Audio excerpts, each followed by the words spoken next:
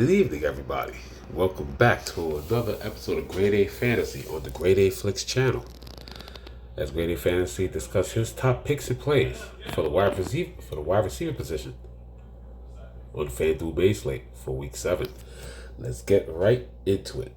Now, of course, I would like to start from top to bottom, but since I did do a Devontae Adams video, I might as well scroll all the way down and just start with what I feel is probably the more significant trade acquisition, the Amari Cooper trade. So, as of right now, well, as you all know, 1 day ago and literally a couple of hours after the Devontae trade was made final, Amari Cooper was traded to the Buffalo Bills to add another weapon to Josh Allen and to pretty much complete the wide receiver core. So, what does that mean? I think it pretty much means Amari Cooper is still, like Devontae, still towards the end of his prime, or pretty much within his prime, and with the ability to make Josh Allen better.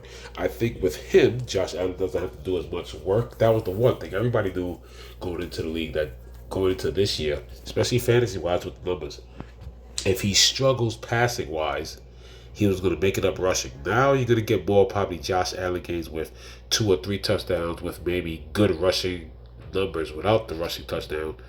Or you might still get the 1 rushing touchdown, but now Josh Allen's going to be looking at 300-yard games now with the acquisition of Amari Cooper. With the fantasy numbers, they were already, not efficient or pretty bad. Not putrid, but pretty bad.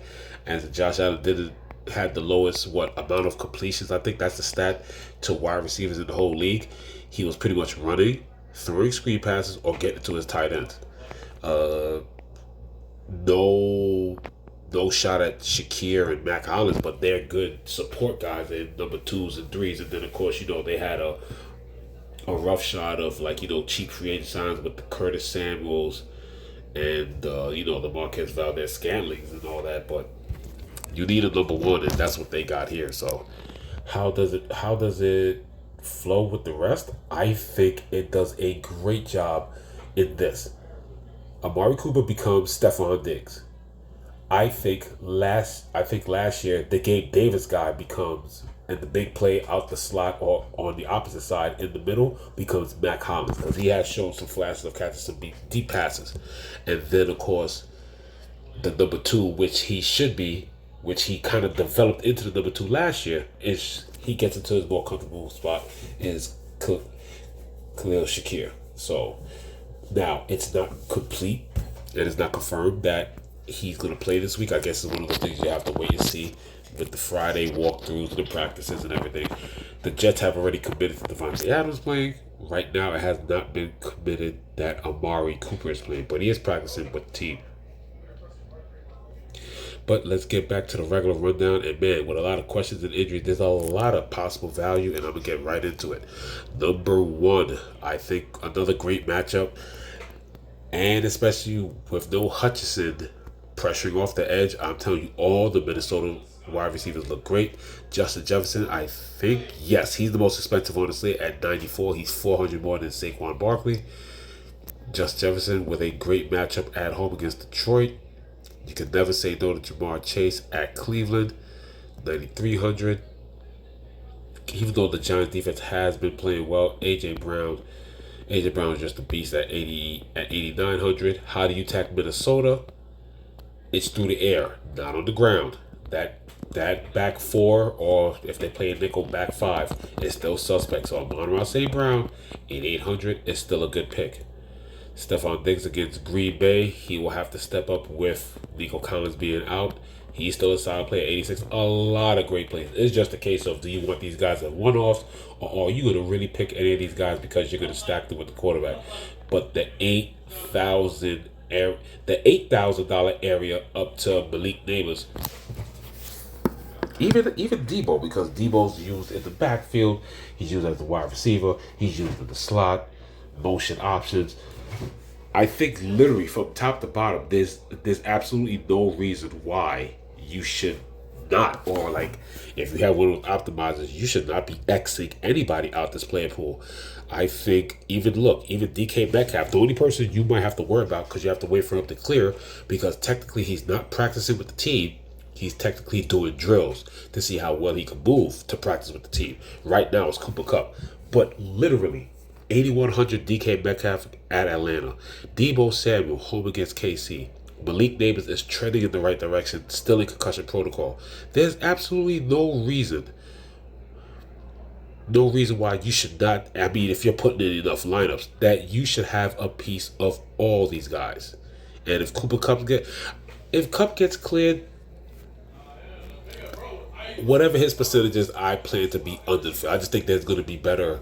I just think there's going to be better plays, and Cooper just got to get ramped up with his reps and everything. So, but I will still like it. I will still get to him. But all these guys here are just amazing plays. After that, next best play, obviously, partner in crime T. Higgins at 7,800. Devontae Smith at the Giants at 77. We'll talk about the Green Bay guys all at once together because there is a little bit of a situation there, but it's not complicated. So with the Green Bay Packers, literally the main guys except Romeo Doubs are all dealing with an ankle. Now, Christian Watson's ankle is just proof that he went into that game 80, 85, 90%. He still has the ankle as an issue, coming back from a high ankle sprain, but he's limited because he played on it and it's not 100%. So that Q tag is not the same as the Q tab that Dontavian Wicks has with the shoulder and Jaden Reed with the ankle. You have to monitor these injuries because the Jaden Reed injury, that was fresh from Sunday, and so is Dontavian Wicks' shoulder injury. So right now, the two healthiest wide receivers are at 6,000 and 5,900 with Romeo Doubs and Christian Watson. That Q tag is just because he's playing on an ankle that's not 100%. He's definitely trending to play. Unless, of course, he has setbacks. But right now, Christian Watson is just playing on a 80, 85, 90% ankle. The ankle's not 100%. So, obviously, if that's the case, if you ask me, one of the two might not play. I don't think both get ruled out. And if one of the two don't play, then, of course, just like a couple of weeks ago, you might want to look at, possibility. He'll get the looks, obviously, is Bo Melton because I think, if I'm not mistaken, both tight ends for Green Bay are nursing groin injuries right now. So a lot of Q tags, questionable statuses that you'll have to wait out. As we continue here, Drake London against Seattle. I forgot the guy's name, but Seattle just lost one of their starting safeties, so that's a blow for the year. So that's a weakened defensive backfield already. Drake London's already having a great year, so he's a nice play at home at 7,500. You're going to have to see how this affects. Now, it's already a tough matchup, but you're already going to have to see how this affects Garrett Wilson. Garrett Wilson won't get the Joey Porter shadow shutdown. He'll be going against he'll be most likely locked up on Devontae Adams. Like I said, he is cleared to play, and he is going to make his debut this Sunday. But still, nevertheless, against Pittsburgh, it's not the best matchup. I definitely like Terry McLaurin. I just love the Carolina-Washington game in general. Terry McLaurin, 7,200. If you want to do a comeback, Deontay Johnson's definitely prime. I've been saying for the last 2-3 years, attack the Washington secondary, and Deontay Johnson's the way to go. Tank Dell, definitely looking like he's ready for his break. Starting to get into his breakout part of the season. 9 targets, 7 receptions for 57 and a touchdown last week. Once again, no Nico Collins, so he'll be a beneficiary. He was pretty cheap. He got marked up fairly to 7,000. Not as cheap, but not prohibitive either. Devontae Adams, yes, you see the Q tag with the hamstring, but the hamstring is fully healed. He's ready to go.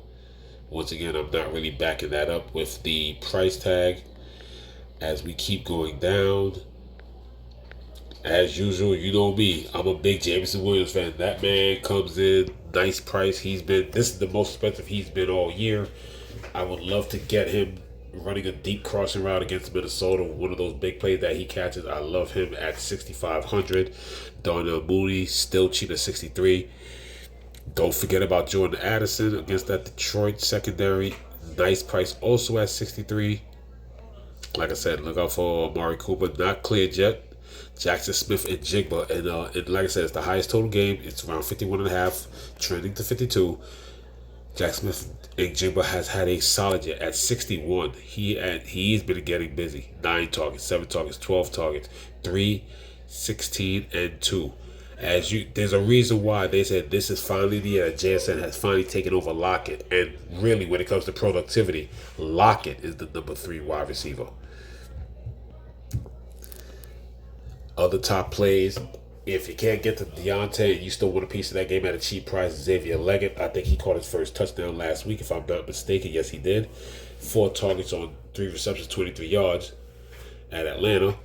But it's still an option to go. We already went that way. Now, here's some of this cheap value that I was talking about. Against the Rams, it's a bad defense, but it's a horrible secondary.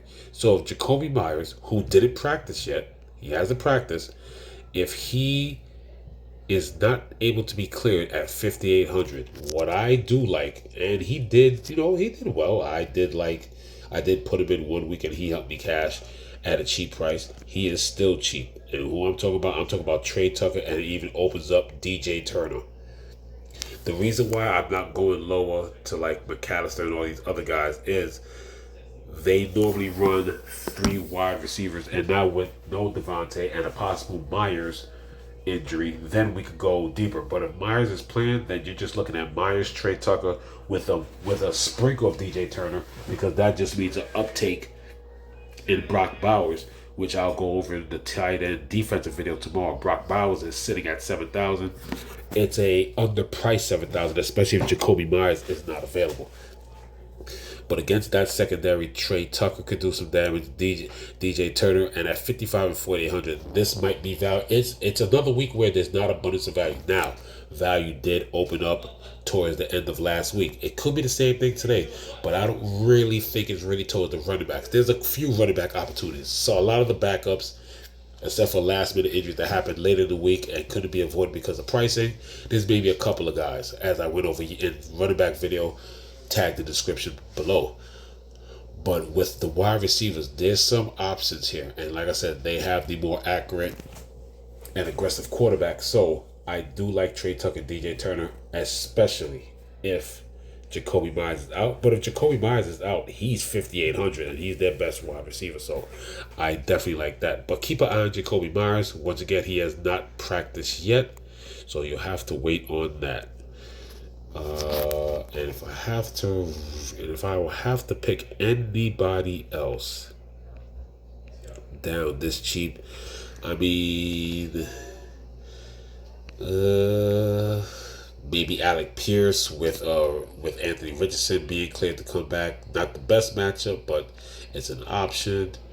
Alan Lazard is always an option with the cohesiveness with Aaron Rodgers for cheap. Jerry Jeudy's now the top guy at 5,600, so there's nothing wrong with looking at that there. Andre Ilyasovas, he's still getting targets. He's still part of that offense. He's basically the number 3 there. Doesn't show as much. Obviously, he was a lot busier when Higgins was hurt, but he still runs routes. He's still on the field, so nothing wrong with trying to see if he can get a couple of slants and maybe get a touchdown end zone look at 5,500.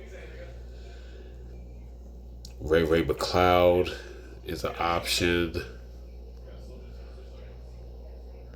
I think that's as far as I'll go. There's not really anything here that I could even try to sell you guys. Like, these are all dart throws. Like, nobody saw Tim Patrick doing what he did last week. I said they go DJ Turner. I mean, Odell Beckham, there goes Nicole Hardman. Olamide Kans caught a touchdown a couple of weeks ago. I mean, yes, now we don't know Amari Cooper. You could look at the tight ends, but hey, you need at least 2 wide receivers, sometimes 3.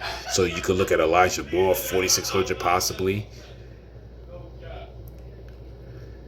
And that's really it. I mean, I'm really stretching it. Obviously, with Green Bay injuries, like I said, Bo Melton becomes an option. But yeah, I mean, that's pretty much it right there. Like I said, waiting for news and everything else going on.